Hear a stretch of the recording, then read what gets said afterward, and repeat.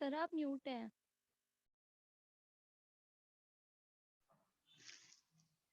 So nitration of benzene, when benzene reacts with concentrated nitric acid in the presence of a small amount of sulfuric acid, it gives nitrobenzene. इस reaction में electrophile क्या रहता है? NO2 plus ion. Nitronium ion is the electrophile in this reaction. इस reaction में NO2 plus ion nitronium ion electrophile रहेगा.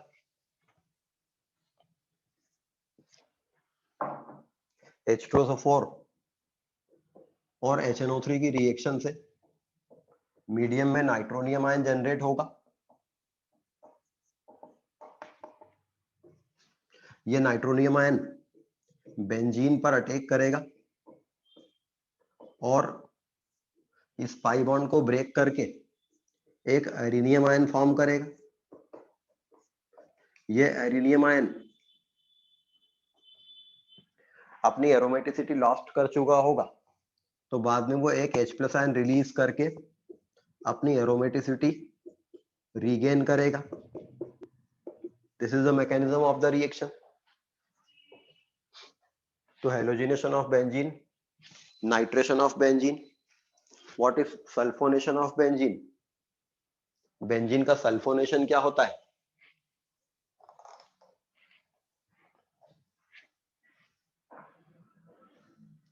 Benzene का sulphonation बताया था. सल्फोनेशन ऑफ बेंजीन क्या रहता है?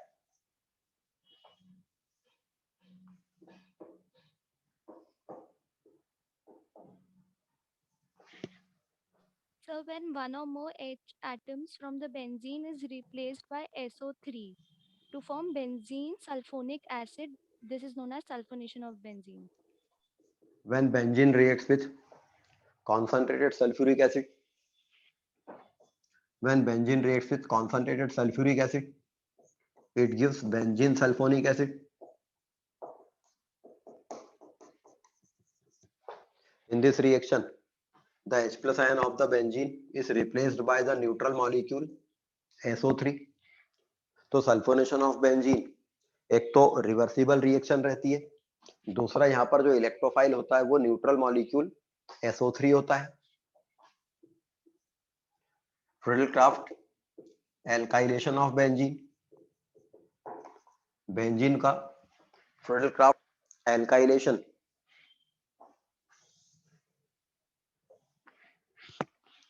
फ्रिडल-क्राफ्ट एल्काइलेशन क्या होता है? When benzene reacts with any alkyl halide in the presence of anhydrous AlCl3, then it gives alkyl substituted benzene. When benzene reacts with any alkyl halide in the presence of anhydrous AlCl3, then it gives alkyl substituted benzene.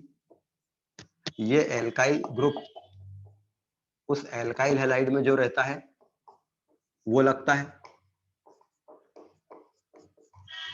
यहाँ पर CH3 alkyl group था तो यहाँ methyl benzene बनी थी.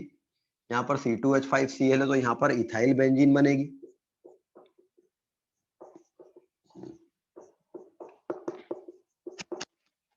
Here the electrophile is the carbocation.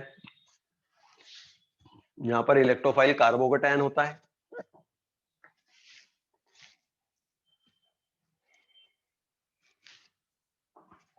तो Friedel-craft alkylation reaction, इस reaction में जो AlCl3 होता है ये इस एल्काइल हैलाइड के Cl को निकाल लेता है और मीडियम में एक कार्बोकेटायन जनरेट कर देता है. ये कार्बोकेटायन बेंजीन पर अटैक करता है. अगर AlCl3 हाइड्रेटेड होता तो ये बजाय Cl के लोन पेयर लेने के वाटर के लोन पेयर ले लेता और फिर ये हाइड्रेटेड AlCl3 मीडियम में कार्बोकेटायन जनरेट करने को अवेलेबल नहीं रहता. ये AlCl3 मीडियम में कार्बोकैटायन जनरेट करता है इस Cl को उसके लोन पेयर के कारण लेकर। अगर उसको वाटर से लोन पेयर मिल जाते तो फिर वो मीडियम में हाइड्रेटेड हो जाता और वो इस क्लोरीन के लोन पेयर लेकर कार्बोकैटायन जनरेट नहीं करता मीडियम में। इसलिए इस रिएक्शन में एनहाइड्रस AlCl3 लेना होता है। हो सकता है आपके स्कूल एग्जाम में क्वेश्चन आए कि why only anhydrous AlCl3 is taken. Friedel-craft alkylation reaction में एनहाइड्रस AlCl3 क्यों लेना पड़ता है? Friedel-craft acylation of benzene, Friedel-craft acylation of benzene.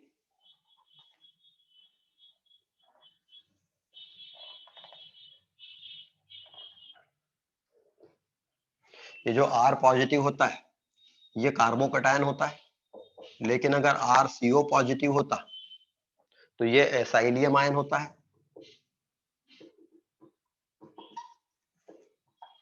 This RCO positive is the acylium ion. और बेंजीन पर अगर ये अटैक करेगा तो when benzene reacts with any acid halide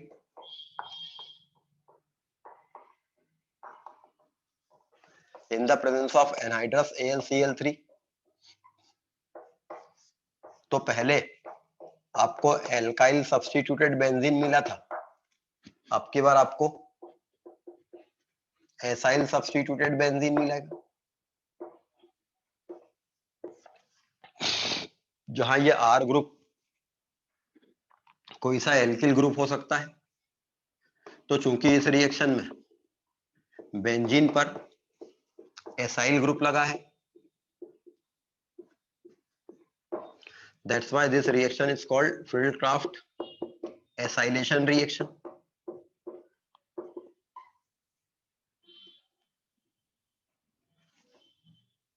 This is acetophenone, ये मिथाइल फिनाइल कीटोन है। This is acetophenone.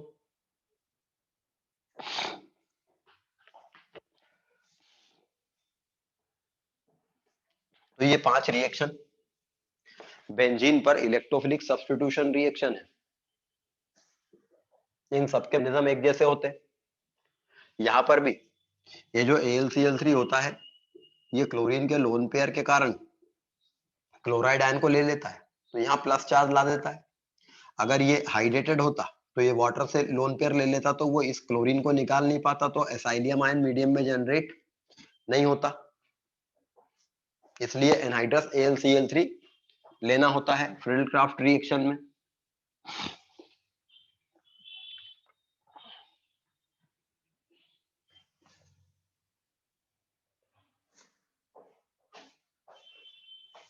ठीक है,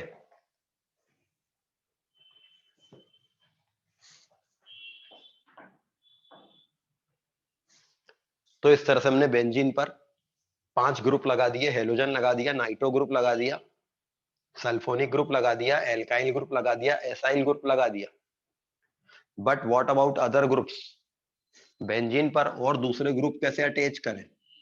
बेंजीन पर OH ग्रुप कैसे अटैच करें? बेंजीन पर NH2 ग्रुप कैसे अटैच करें?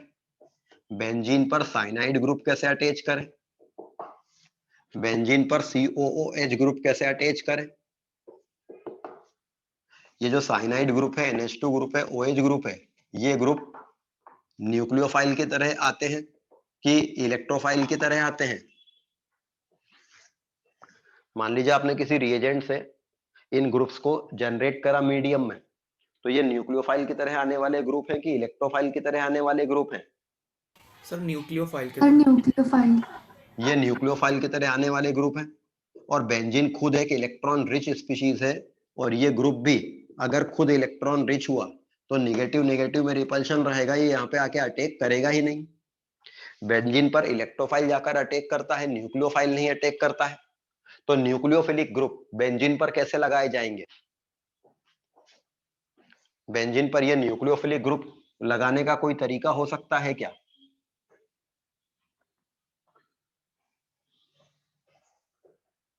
तो बेंजीन पर डायरेक्ट इलेक्ट्रोफिलिक सब्स्टिट्यूशन रिएक्शन से तो हम ये 4-5 ग्रुप लगा सकते हैं, लेकिन बाकी के ग्रुप यदि आपको लगाना है तो उनको इनडायरेक्ट तरीके से लगाना होगा। तो एक कन्वीनियंट इनडायरेक्ट रास्ता है बेंजीन का, पहले नाइट्रेशन कर दो जिससे नाइट्रोबेंजीन बन जाए। बेंजीन का नाइट्रेशन कर दिया जिससे नाइट्रोबेंजीन बन गई।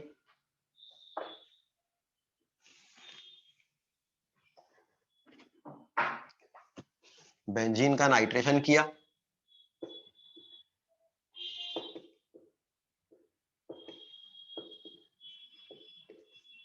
जिससे नाइट्रोबेंजीन बनी। ये तो डायरेक्ट नाइट्रेशन से कर सकते हैं। अब SN मतलब टिन और HCl, टिन और HCl स्ट्रॉन्ग रिड्यूसिंग एजेंट होता है। टिन और HCl एक स्ट्रॉन्ग रिड्यूसिंग एजेंट होता है। वो इस NO2 ग्रुप को रिड्यूस करके NH2 ग्रुप में कन्वर्ट कर देगा।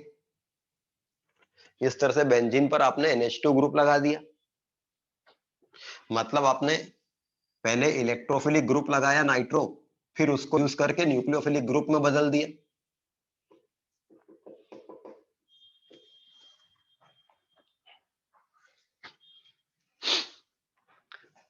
लेकिन बेंजीन पर बाकी के जो ग्रुप हैं अभी उनको और लगाना बचा है। अब जब आपने बेंजीन पर NH2 ग्रुप लगा दिया, अब इसकी रिएक्शन करा दो HNO2 से। HNO3 नाइट्रिक एसिड होता है, तो HNO2 क्या होगा? Nitrous nitrous acid. HNO3 nitric acid होता है, HNO2 नाइट्रस एसिड होता है।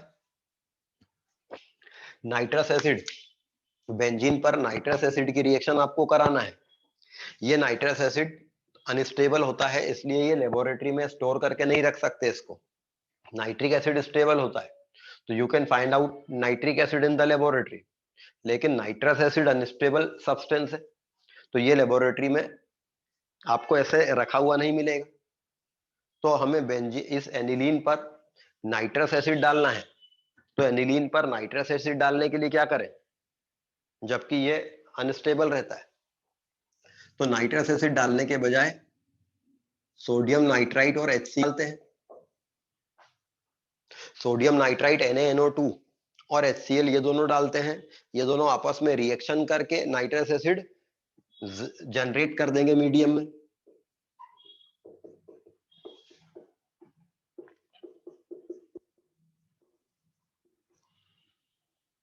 सोडियम नाइट्राइट और HCl आपस में रिएक्शन करके मीडियम में नाइट्रस एसिड जनरेट कर देंगे।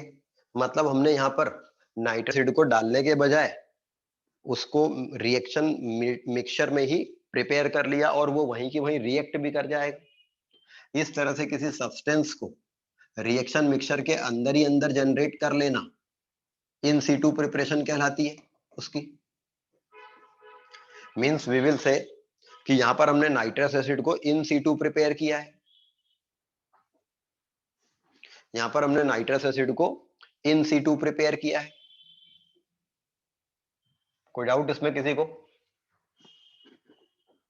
मतलब रिएक्शन मीडियम में as a reagent nitrous acid डालने के बजाय उसके रिएक्टेंट डाल दिए जो नाइट्रस एसिड को वहां जनरेट कर देंगे। तो एनिलीन पे जब नाइट्रस एसिड की रिएक्शन होती है तो ये इसको एक दूसरे कंपाउंड में बदल देता है जिसमें एक आयनिक ग्रुप N2+ लग जाता है बेंजीन पर, और मीडियम में HCl के कारण क्लोराइड आयन है, तो क्लोराइड आयन चार्ज इसका बैलेंस करेंगे। इस तरह से NH2 ग्रुप को डायजोनियम ग्रुप में कन्वर्ट कर दिया गया। This is called benzene.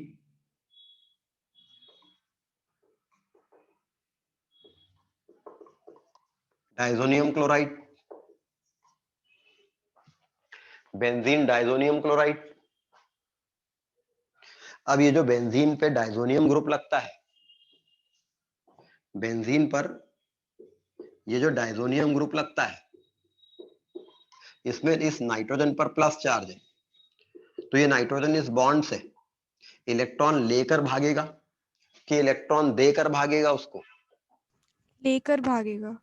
ये यहां से इलेक्ट्रॉन लेकर भागेगा, और अगर वो यहां से इलेक्ट्रॉन लेकर भागेगा तो नाइट्रोजन गैस रिलीज कर देगा N2, लेकिन वो इस कार्बन पे प्लस चार्ज जनरेट करेगा, और इस कार्बन पे प्लस चार्ज जनरेट करने से कोई न्यूक्लियोफिलिक एटम या ग्रुप यहाँ पे अटैक अब आसानी से कर सकता है।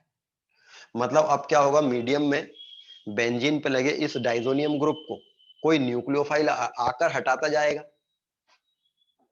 न्यूक्लियोफाइल नाइट्रोजन को हटाता जाएगा। तो हमने बेंजीन डाइजोनियम क्लोराइड प्रिपेयर कर लिया है। अब इसकी रिएक्शन, जब इसकी रिएक्शन क्यूप्रस क्लोराइड से कराई जाती है तो क्यूप्रस क्लोराइड CuCl कौन सा न्यूक्लियोफाइल देगा आपको? क्यूप्रस क्लोराइड आपको कौन सा न्यूक्लियोफाइल देगा?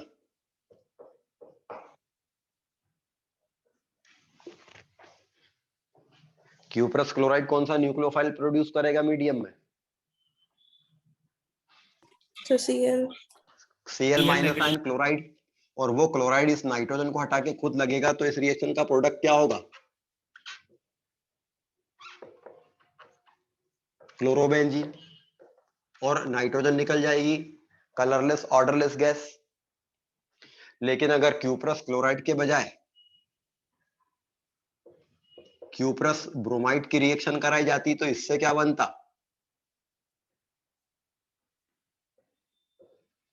ब्रोमोबेंजीन,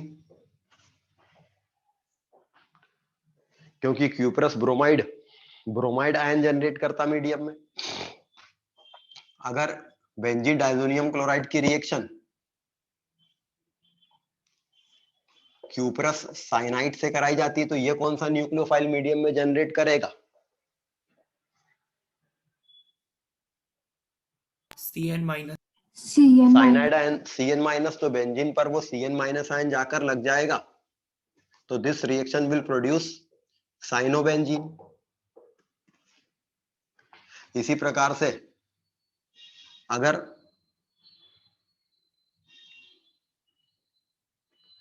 बेंजीन डाइजोनियम क्लोराइड की reaction copper powder plus HCl से कराई जाती तो कॉपर पाउडर और HCl आपस में रिएक्शन करके पहले CuCl बना लेते, और ये CuCl यही वाली रिएक्शन दे देता, तो यहां पर भी क्लोरोबेंजीन बनता। बस यहां पर हमने क्या किया है, क्यूप्रस क्लोराइड CuCl डालने के बजाय कॉपर और HCl डाला है। इसी प्रकार से कॉपर और HBr अगर लेते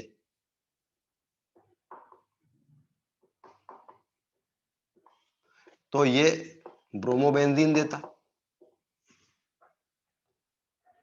इसी प्रकार से अगर पोटेशियम साइनाइड लेते, पोटेशियम आयोडाइड लेते, तो ये न्यूक्लियोफाइल I नेगेटिव आयन देता, and it will generate iodobenzene in the medium. इसी प्रकार से अगर सोडियम बोरोफ्लोराइड NaBF4 लेते तो NaBF4 कौन सा आयन देता?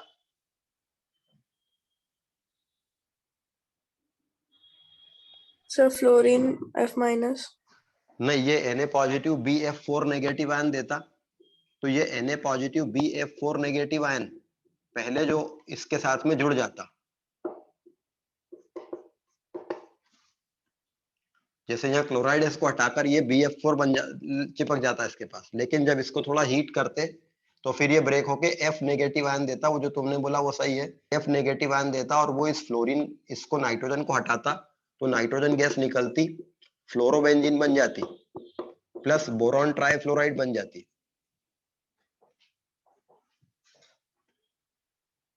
तो this reaction can be used to prepare fluorobenzene.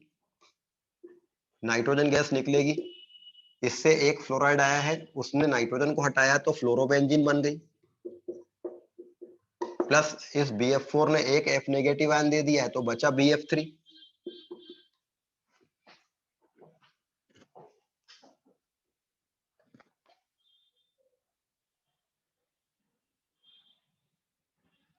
इसी प्रकार से अगर बेंजीन डाइजोनियम क्लोराइड की रिएक्शन डाइल्यूट HCl से होती है, डाइल्यूट H2SO4 से कराते हैं, एक्चुअल में डाइल्यूट H2SO4 से जब कराते हैं तो वाटर अटैक करता है और वाटर जाकर इस नाइट्रोजन को हटाता है, तो वाटर से आने वाला OH नाइट्रोजन की जगह लग जाता है, तो this will give phenol, this reaction will give phenol. इसी प्रकार से अगर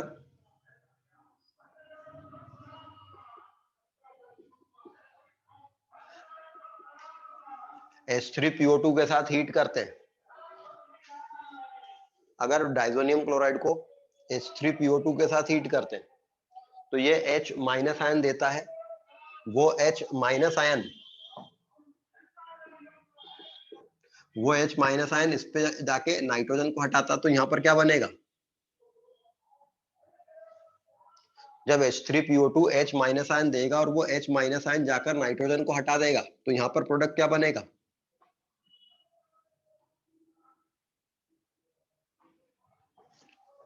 बेंजीन डाइजोनियम क्लोराइड के नाइट्रोजन को H ने हटा दिया है तो क्या प्रोडक्ट मिलेगा, सर बेंजीन।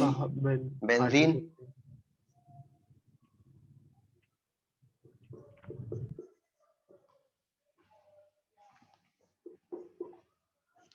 इसी प्रकार से बेंजीन डाइजोनियम क्लोराइड को अगर NaNO2 से रिएक्शन कराते तो ये NaNO2, अगर बेंजीन डाइजोनियम क्लोराइड को NaNO2 से रिएक्शन कराते तो ये NaNO2 मीडियम में क्या जनरेट करता, कौन सा न्यूक्लियो जनरेट करता, NO2 nitronium ion. Nitronium ion NO2 plus होता है, NO2 नाइट्राइट आयन होता है और बेंजीन पर NO2 जाकर लग जाता तो इससे नाइट्रोबेंजीन बन जाती। तो नाइट्रोबेंजीन को हम दो तरह से बना सकते हैं, एक तो बेंजीन के डायरेक्ट नाइट्रेशन से, दूसरा बेंजीन डाइजोनियम क्लोराइड पे NaNO2 की रिएक्शन से, वहां पर nitro group as a electrophile आके लगा है, यहाँ पर nitro group as a nucleophile आके लगा है, और इस तरह से बेंजीन पर काफी सारे ग्रुप्स लगाए जा सकते हैं। ऐसे ग्रुप्स जो बेंजीन पे डायरेक्ट नहीं लग पाते थे, बेंजीन का आयोडीनेशन और फ्लोरीनेशन प्रॉपरली नहीं हो पाता था, यहाँ पर हम आसानी से आइडोबेंजीन फ्लोरोबेंजीन बना सकते हैं, बेंजीन पर न्यूक्लियोफिलिक ग्रुप लगा सकते हैं, साइनाइड लगा सकते हैं, OH लगा सकते हैं। तो बेंजीन पर काफी सारे ग्रुप्स डायरेक्ट लगा सकते हैं और बाकी के जो ग्रुप है इनको इनडायरेक्ट लगा लिया। तो आपको पहले बेंजीन से नाइट्रोबेंजीन बनाना है, नाइट्रोबेंजीन को रिड्यूस करेंगे SnHCl से तो एनिलीन बन जाएगा, इस एनिलीन का डायजोटाइजेशन कर देंगे तो बेंजीन डाइजोनियम क्लोराइड बनेगा। This reaction is called डायजोटाइजेशन reaction, because इसमें आपने बेंजीन पर डाइजोनियम ग्रुप लगा दिया है। तो बेंजीन पे डाइजोनियम ग्रुप लगा दिया, अब ये डाइजोनियम का डाइजोनियम ग्रुप है ये किसी भी न्यूक्लियोफाइल से आसानी से हट सकता है। क्यूप्रस क्लोराइड से क्लोरोबेंजीन मिलेगा, क्यूप्रस ब्रोमाइड से ब्रोमोबेंजीन मिलेगा, क्यूप्रस साइनाइड से साइनोबेंजीन मिलेगा, कॉपर पाउडर HCl से क्लोरोबेंजीन मिलेगा, कॉपर पाउडर HBr से ब्रोमोबेंजीन मिलेगा, पोटेशियम आयोडाइड से आइडोबेंजीन मिलेगा, NaBF4 से फ्लोरोबेंजीन मिलेगा, डाइल्यूट सल्फ्यूरिक एसिड लेंगे तो फिनॉल मिलेगा, H3PO2 H माइनस आयन देगा, इससे बेंजीन मिलेगी, NaNO2 से नाइट्रोबेंजीन मिलेगी। तो आपको बस ये रिएजेंट्स याद करना है। एक ग्रुप है जो कौन सा जो बच गया है लगाने को,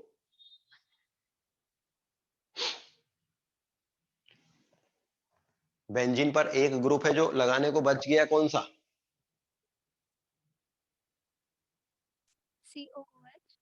COOH। बेंजीन पर COOH ग्रुप लगाने को बच गया है। बेंजीन पर आपने साइनाइड ग्रुप लगा लिया है, साइनोबेंजीन बना लिया यहाँ पर क्यूप्रस साइनाइड से रिएक्शन करा के। अगर साइनाइड ग्रुप को एसिडिक मीडियम में हाइड्रोलिसिस करा दिया जाता है, अगर साइनाइड ग्रुप को एसिडिक मीडियम में हाइड्रोलाइज कर देते हैं तो ये carbon nitrogen triple bond break कर देता है, और कार्बन नाइट्रोजन पूरा ट्रिपल बॉन्ड ब्रेक जब हो जाता है तो that cyanide group is converted into carboxylic group.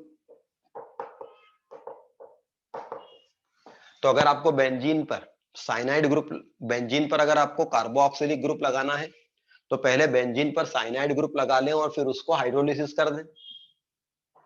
ये रिएक्शन किसी भी साइनाइड ग्रुप के साथ हो जाती है, वो साइनाइड ग्रुप चाहे बेंजीन पे लगा हो चाहे किसी और एल्किल ग्रुप पे लगा हो।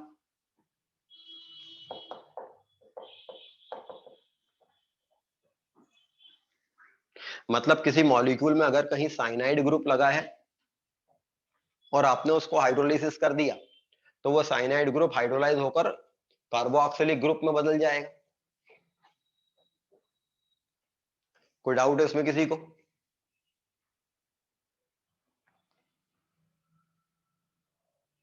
तो बेंजीन पर काफी सारे ग्रुप्स डायरेक्टली लगाए जा सकते हैं और काफी सारे ग्रुप्स इनडायरेक्टली लगाए जा सकते हैं।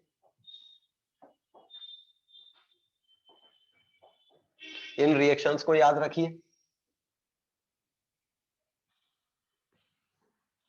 तो this is electrophilic substitution reaction on benzene.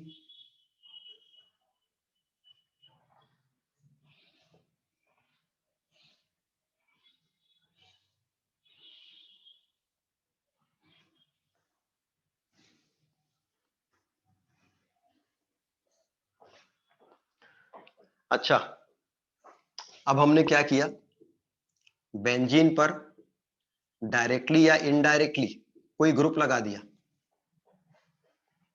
Benzene पर डायरेक्टली या इनडायरेक्टली एक ग्रुप लगा दिया, सपोज ग्रुप जी बेंजीन पर हमने लगा दिया डायरेक्टली या इनडायरेक्टली।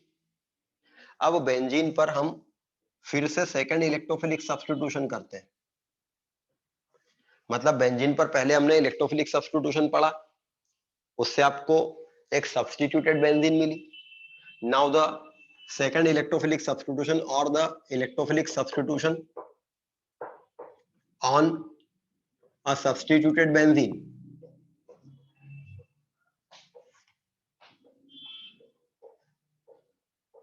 ये बेंजीन ऑलरेडी जी ग्रुप से सब्स्टिट्यूटेड है, प्योर बेंजीन नहीं है ये, और इस पर सेकंड इलेक्ट्रोफिलिक सब्स्टिट्यूशन। तो अब ये इलेक्ट्रोफाइल जब बेंजीन पे अटैक करके H+ को हटाएगा तो दो बातें होंगी।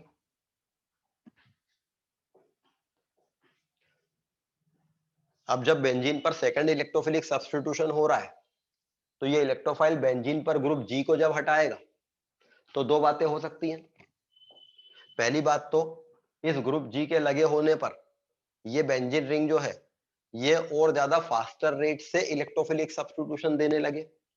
मतलब जितने रेट से बेंजीन इस रिएक्शन को देती थी उससे भी ज्यादा रेट से सब्स्टिट्यूशन हो, और या हो सकता है जितने रेट से बेंजीन रिएक्शन देती थी उससे कम रेट से सब्स्टिट्यूशन हो इस ग्रुप के कारण। मतलब ये ग्रुप अपना इन्फ्लुएंस रखता है towards the rate of reaction.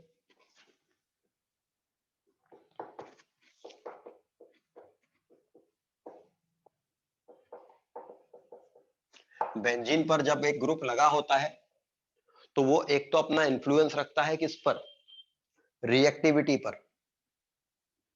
There can be some groups which when present on the benzene ring they increases the rate of substitution, but there can be some groups which when present on the benzene ring they decreases the rate of substitution। कुछ group benzene पर ऐसे लगे होते हैं जो benzene पे जब लगे होते हैं तो इलेक्ट्रोफिलिक सब्स्टिट्यूशन और फास्टर रेट से होता है। जैसे बेंजीन पर NH2 ग्रुप जब लगा होता है और फिर आप इसका क्लोरीनेशन या ब्रोमिनेशन कराते हैं तो ये बड़े फास्टर रेट से होता है। बेंजीन जितने फास्टर रेट से ब्रोमिनेशन करती उससे भी कहीं फास्टर रेट से ये रिएक्शन होती है as compare to pure benzene. लेकिन बेंजीन पर जब नाइट्रो ग्रुप लगा होता है और बेंजीन का हम ब्रोमिनेशन कराते हैं तो बेंजीन जिस रेट से ये रिएक्शन देती है उससे काफी स्लोअर रेट से ये रिएक्शन होती है। मतलब बेंजीन पर लगा ग्रुप अपना इन्फ्लुएंस रख रहा है किस चीज पर, on the rate of reaction. This is called the influence of the group on the reactivity, इस बेसिस पर ग्रुप कितने प्रकार के हो सकते हैं? बेंजीन पर लगे ग्रुप इस बेसिस पर कितने प्रकार के बोले जा सकते हैं? 2 प्रकार के ग्रुप बोले जा सकते हैं, activating groups and deactivating groups.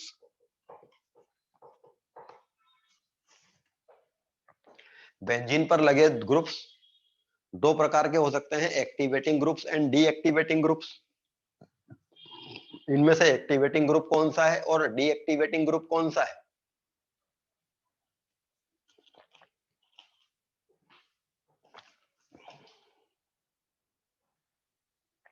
NH2 वाला डीएक्टिवेटिंग है।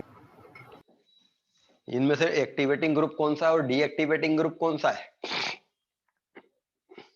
हाँ जी, सर NH2 एक्टिवेटिंग वाला है। NH2 एक्टिवेटिंग ग्रुप है क्योंकि ये रेट ऑफ रिएक्शन को बढ़ा दे रहा है as compare to pure benzene.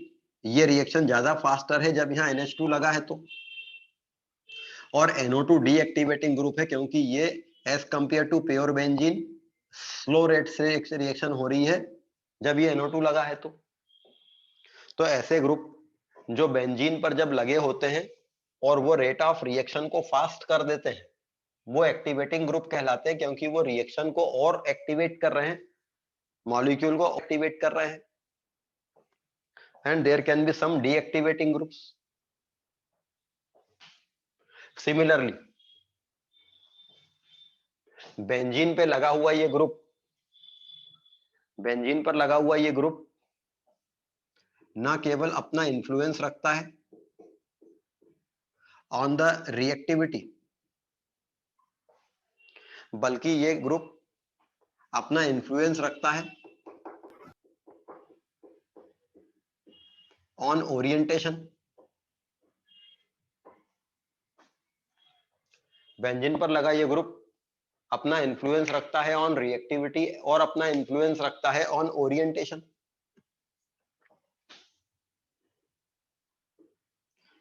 Benzene पर जब ये ग्रुप लगा है तो ये दोनों पोजीशन बेंजीन पे क्या होती है? इन दोनों पोजीशन को क्या कहते हैं? ऑर्थो। ऑर्थो। ऑर्थो। ये दोनों पोजीशन क्या कहलाती है? मेटा। मेटा। और ये वाली पोजीशन क्या कहलाती है? पैरा। गलत जवाब। बेंजीन पर ये सारी पोजीशन आइडेंटिकल हैं in pure benzene. Pure benzene में ये सारी पोजीशन आइडेंटिकल हैं। प्योर बेंजीन में सारे कार्बन आइडेंटिकल होते हैं। जब बेंजीन पर कोई ग्रुप लग जाता है then with respect to that group just पास की दोनों पोजीशन ऑर्थो, उसके पास की दोनों पोजीशन मेटा और उसके दूर वाली पोजीशन पैरा कहलाती है with respect to this group. और कौन सी पोजीशन ऑर्थो है, कौन सी मेटा है, कौन सी पैरा है, ये इस ग्रुप की पोजीशन पे डिपेंड करेगा। ग्रुप अगर यहां लगा है तो फिर ये दोनों ऑर्थो पोजीशन, ये दोनों मेटा पोजीशन और ये पैरा पोजीशन है। मतलब बेंजीन पर पहले से कोई पोजीशन नहीं होती है। बेंजीन पे कोई ग्रुप लगता है तो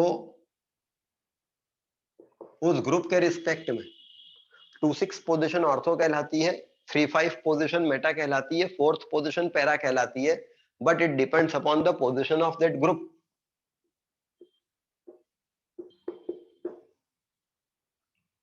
तो इसलिए बेंजीन पर जब एक इलेक्ट्रोफाइल लगता था, बेंजीन पर जब इलेक्ट्रोफिलिक सब्स्टिट्यूशन होता था तो ये इलेक्ट्रोफाइल सारे कार्बन आइडेंटिकल है। तो कहीं पर भी इलेक्ट्रोफाइल लगे एक ही प्रोडक्ट बनना है। इलेक्ट्रोफाइल चाहे जहां जाके लग जाए प्रोडक्ट एक ही बनना था। लेकिन अब यहां पर ये इलेक्ट्रोफाइल के लगने के लिए पोजीशन आइसोमर्स बनने के कितने चांस है? इलेक्ट्रोफाइल जब यहाँ अलग अलग जगह लगेगा तो कितने टाइप के पोजीशन आइसोमर्स बन सकते हैं? 3, क्योंकि ये दोनों पोजीशन अभी भी आइडेंटिकल है। तो इलेक्ट्रोफाइल इन दोनों में से किसी पे एक पर लग गया तो वी कैन से कि वो ऑर्थो पोजीशन पे लगा जाके। इलेक्ट्रोफाइल अगर यहां लग गया with respect to this group G तो वी कैन से कि अब ये दोनों प्रोडक्ट सेम नहीं है, ये दोनों अलग है, ये मेटा प्रोडक्ट है और एक पैरा सब्स्टिट्यूटेड प्रोडक्ट हो सकता है। अब ये इलेक्ट्रोफाइल कहां जाके अटैक करेगा? ऑर्थो पे अटैक करेगा कि मेटा पे अटैक करेगा कि पैरा पे अटैक करेगा, या इसके ऑर्थो मेटा पैरा पे अटैक करने के चांस इक्वल होंगे? अगर इसके ऑर्थो मेटा पैरा पे अटैक करने के चांस इक्वल होते तो ये तीनों प्रोडक्ट इक्वल क्वांटिटी में मिलते, लेकिन ये तीनों प्रोडक्ट इक्वल क्वांटिटी में नहीं मिलते हैं। इनमें से कुछ कम मिलता है, कुछ ज्यादा मिलता है। तो ये ग्रुप डिसाइड करता है कि ये इलेक्ट्रोफाइल ज्यादा कहां पे जाएगा। और अगर ये ग्रुप डिसाइड कर रहा है कि ये इलेक्ट्रोफाइल ज्यादा कहां पे जाएगा, ऑर्थो पे जाएगा कि मेटा पे जाएगा कि पैरा पे जाएगा, मतलब ये ग्रुप अपना इन्फ्लुएंस रख रहा है किस चीज पर? ओरिएंटेशन पर, क्योंकि वो ओरिएंट कर रहा है इसको कि इस इलेक्ट्रोफाइल का ओरिएंटेशन क्या रहेगा, what will be the final orientation of that electrophile on the benzene ring. तो ये ग्रुप दो प्रकार के इन्फ्लुएंस रखता है, influence of the group on the reactivity and the influence of the group on the orientation. तो orientation के basis पर बेंजीन पर ग्रुप कितने प्रकार के होंगे?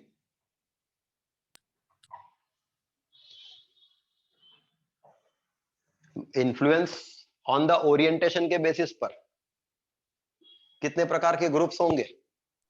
ऑर्थो, पैरा और मेटा। 3 प्रकार के ग्रुप होंगे, ortho directing group, Meta directing group और पैरा डायरेक्टिंग ग्रुप। मगर ग्रुप 2 ही प्रकार होते हैं, ortho para director and Meta director. मतलब जो ग्रुप ऑर्थो पोजीशन पे डायरेक्ट करता है आने वाले इलेक्ट्रोफाइल को, वो उसको पैरा पे भी करता है। ऑर्थो पैरा डायरेक्टर ग्रुप और मेटा डायरेक्टर ग्रुप। जैसे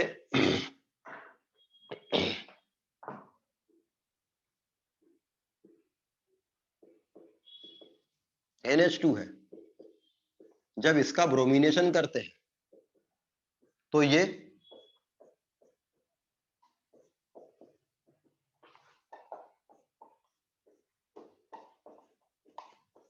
2 प्रोडक्ट बनाता है। मतलब ये कौन सा ग्रुप है? OP direct, ortho, para director. Ortho para director group है, क्योंकि ये आने वाले इलेक्ट्रोफाइल को ऑर्थो पे भेज रहा है, पैरा पे भेज रहा है, मगर मेटा पे नहीं भेज रहा है। लेकिन अगर आपने नाइट्रोबेंजीन का ब्रोमिनेशन किया होता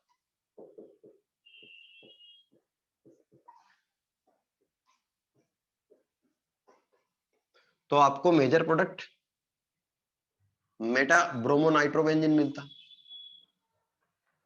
तो nitro group meta director group है, NH2 group ortho para director group है। मतलब एनिलीन का जब ब्रोमिनेशन होगा तो आपको ऑर्थो प्रोडक्ट मिलेगा, पैरा प्रोडक्ट मिलेगा, ऑर्थो प्रोडक्ट मिलेगा, मेटा प्रोडक्ट सबसे कम मिलेगा। अच्छा, ये दोनों कम मिलेंगे ज्यादा मिलेंगे? मतलब ये दोनों बराबर मिलेंगे कि कम ज्यादा मिलेंगे? सब बराबर। वैसे तो इनको बराबर मिलना चाहिए था, लेकिन पैरा प्रोडक्ट थोड़ा सा ज्यादा मिलता है, बिकॉज यहाँ पे ये ग्रुप काफी पास पास लगे हैं तो स्टेरिक हिंड्रेंस आएगा, इसलिए मेजर प्रोडक्ट ये रहता है, ये थोड़ा कम बनता है। लेकिन मेटा प्रोडक्ट तो सबसे कम बनता है इस रिएक्शन में। मतलब ग्रुप ऑर्थो पैरा डायरेक्टर रहता है और वो कायदे से ऑर्थो और पैरा दोनों पे डायरेक्ट करता है, लेकिन पैरा प्रोडक्ट थोड़ा सा ज्यादा मिलता है, because at the para position there is no steric hindrance. At the ortho position there is steric hindrance between the groups, पास आ गए ग्रुप। तो बेंजीन पर लगे ग्रुप्स 2 प्रकार के होते हैं, ortho para director and Meta director. तो अगर आप एक ऑलरेडी सब्स्टिट्यूट बेंजीन लेकर उस पर सेकंड इलेक्ट्रोफिलिक सब्स्टिट्यूशन करा रहे हैं तो आपको ये देखना पड़ेगा कि वो ग्रुप एक्टिवेटिंग ग्रुप है कि डीएक्टिवेटिंग ग्रुप है। फिर आपको ये भी देखना पड़ेगा कि वो ग्रुप ऑर्थो पैरा डायरेक्टर है या मेटा डायरेक्टर है। जैसे आपने बेंजीन का नाइट्रेशन करा के ब्रोमिनेशन कराया, या आपने बेंजीन का पहले ब्रोमिनेशन करा के फिर नाइट्रेशन कराया, दोनों में प्रोडक्ट अलग मिलेगा। अगर आपने बेंजीन का नाइट्रेशन कराया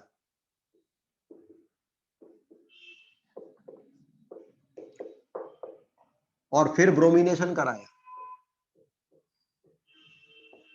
तो आपको मेटा नाइट्रो ब्रोमोबेंजीन मिलेगी, क्योंकि NO2 मेटा डायरेक्टर ग्रुप है। लेकिन अगर आपने ब्रोमिनेशन पहले कराया होता, नाइट्रेशन बाद में कराया होता,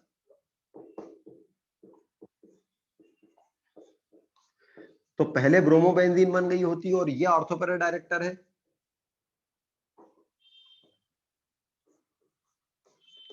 तो रिएक्शन वही कराई गई है, लेकिन सीक्वेंस बदल दी गई है रिएजेंट्स डालने की।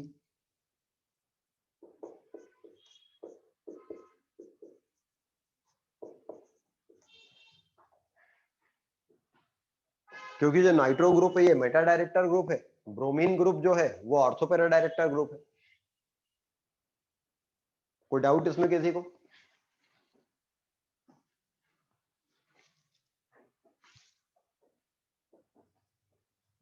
अब आपको ये कैसे पता चलेगा कि कौन से ग्रुप एक्टिवेटिंग रहते हैं और कौन से डीएक्टिव रहते हैं? या आपको ये कैसे पता चलेगा कि कौन सा ग्रुप ऑर्थोपेरा डायरेक्टर रहता है और कौन सा मेटा डायरेक्टर रहता है?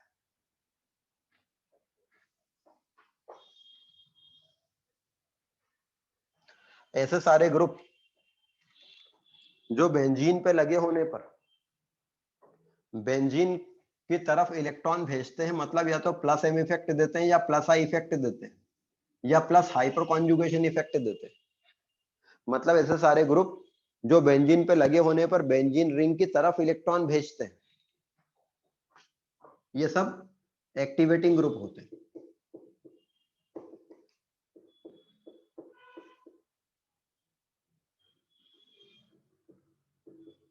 OH ग्रुप जो है ये बेंजीन रिंग की तरफ इलेक्ट्रॉन भेजता है या उससे अवे इलेक्ट्रॉन भेज खींच लेता है।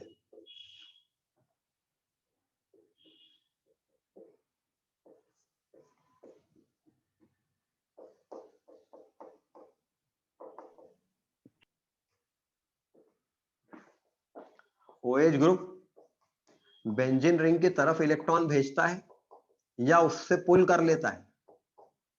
तरफ भेजता है। हेंस वो बेंजीन रिंग को इलेक्ट्रॉन रिच कर रहा होता है कि इलेक्ट्रॉन डेफिशिएंट कर रहा होता है? Electron rich. Rich. वो उसको और ज्यादा इलेक्ट्रॉन रिच कर रहा होता है। जबकि साइनाइड ग्रुप बेंजीन रिंग से इलेक्ट्रॉन पुल कर रहा होता है। अगर आप कैनोनिकल स्ट्रक्चर्स देखें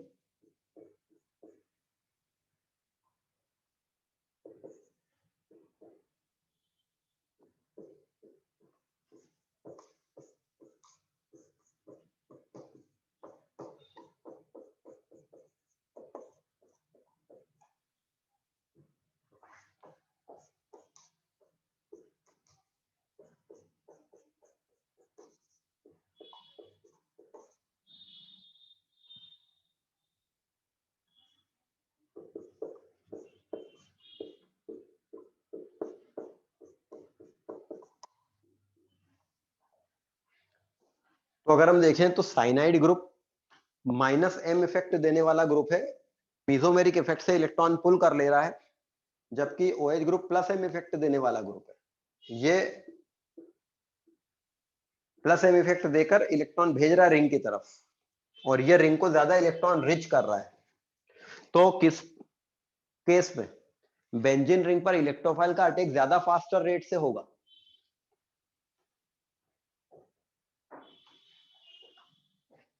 बेंजीन रिंग के ऊपर इलेक्ट्रोफाइल का अटैक ज्यादा फास्टर रेट से कब होगा? जब उस पर ज्यादा इलेक्ट्रॉन रिचनेस है। जब OH ग्रुप है, क्योंकि ये रिंग ज्यादा इलेक्ट्रॉन रिच है। जबकि इसमें रिंग पर अटैक स्लो हो जाएगा बिकॉज रिंग पे प्लस चार्ज चला गया और इलेक्ट्रोफाइल खुद पॉजिटिव चार्ज है। तो ये एक्टिवेटिंग ग्रुप रहेगा, ये डीएक्टिवेटिंग ग्रुप रहेगा। तो ऐसे सारे ग्रुप जो बेंजीन रिंग को +m इफेक्ट या +I इफेक्ट या प्लस हाइपर कॉन्जुगेशन इफेक्ट देते हैं, ये बेंजीन रिंग को एक्टिवेट करते हैं।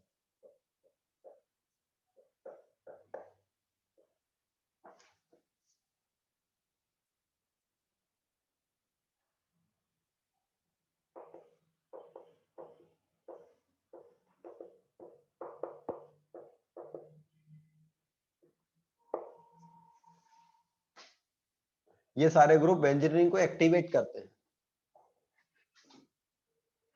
NH2 ग्रुप हो गया, OH group, OR group, SH group, NHCO CH3 group और एल्किल ग्रुप। ये बेंजीन रिंग को एक्टिवेट करते हैं रिंग से इलेक्ट्रॉन, रिंग की तरफ इलेक्ट्रॉन भेजकर।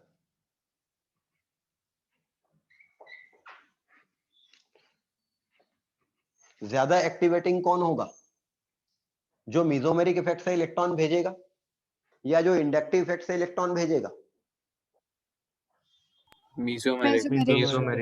मीजोमेरिक इफेक्ट, क्योंकि ज्यादा डोमिनेंट इफेक्ट होता है, इसलिए ज्यादा स्ट्रांगली एक्टिवेटिंग ग्रुप वो होंगे जो मीजोमेरिक इफेक्ट से इलेक्ट्रॉन भेज रहे होंगे।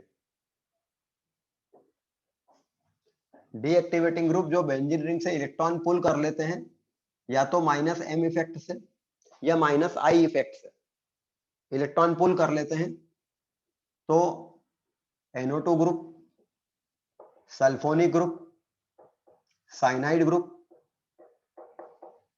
CHO group,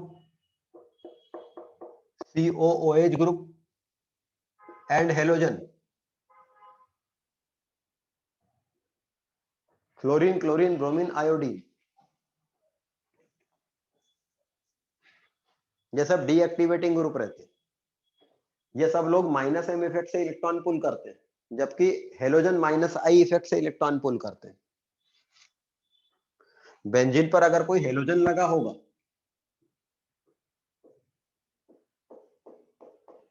fluorine, chlorine, bromine या आयोडीन लगा होगा, तो ये अपने लोन पेयर दर बेंजीन को कौन सा इफेक्ट देगा? +m। +m। लेकिन ये अपनी हाई इलेक्ट्रोनेगेटिविटी के कारण इलेक्ट्रॉन पुल करेगा सिग्मा बॉन्ड के, हेंस ये कौन सा इफेक्ट देगा? Negative. -I। -I। हेलोजन जो रहते हैं ये +m इफेक्ट और -I इफेक्ट देते हैं। वैसे तो ज्यादा डोमिनेंट इफेक्ट कौन सा होता है? Mesomeric effect. बट हेलोजन के केस में ये थोड़ा सा ज्यादा डोमिनेट करता है, मतलब हेलोजन एक्सेप्शन है, इनका इंडक्टिव इफेक्ट ज्यादा डोमिनेट होता है इनके मीजोमेरिक पे, क्योंकि एक्सपेरिमेंटली हमने ये देखा कि with respect to benzene, chlorobenzene slower rate से रिएक्शन करती है। अगर मीजोमेरिक इफेक्ट ज्यादा डोमिनेंट होता है इसका, तो इसको बेंजीन के रिस्पेक्ट में फास्टर रेट से रिएक्शन करना चाहिए थी, लेकिन ये स्लोअर रेट से रिएक्शन करती है।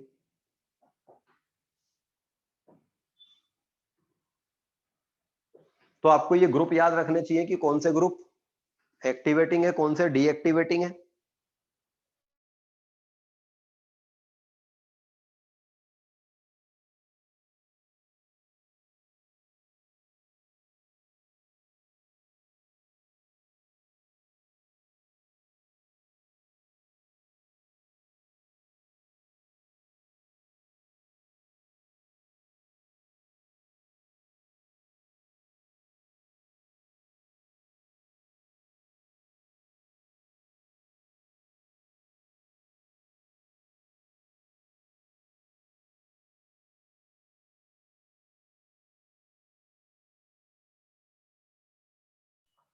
डीएक्टिवेटिंग है, ये आपको पता होना चाहिए। और पता क्या होना चाहिए, तो आप पता कर सकते हैं।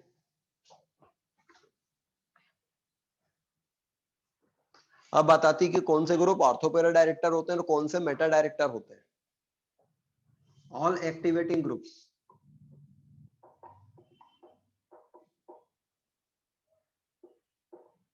Plus halogen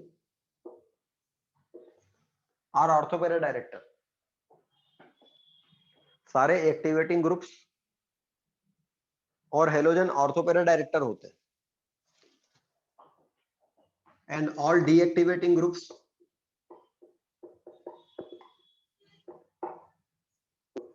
accept halogen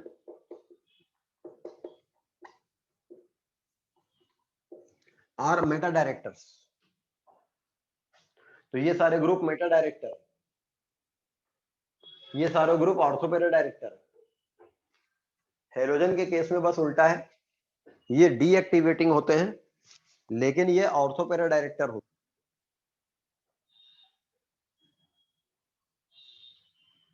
clear है ये?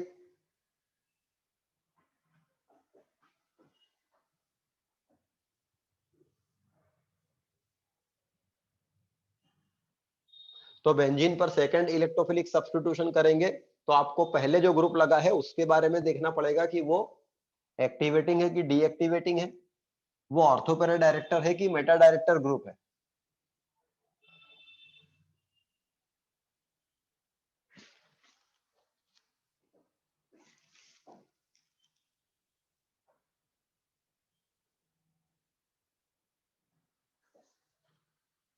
तो ये हाइड्रोकार्बन पार्ट था। एलिमेंटल केमिस्ट्री आपके 11th के सिलेबस में आ नहीं रहा है इस बार, तो अब इसके बाद आपको कौन सा टॉपिक करना है?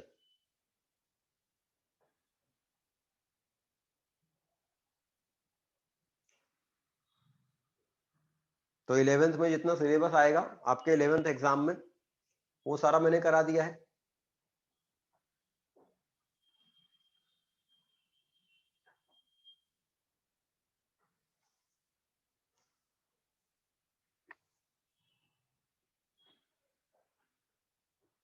तो फर्दर आप लोग क्लास अभी चाहते हैं या 11th के लिए तैयारी करना चाहते हैं?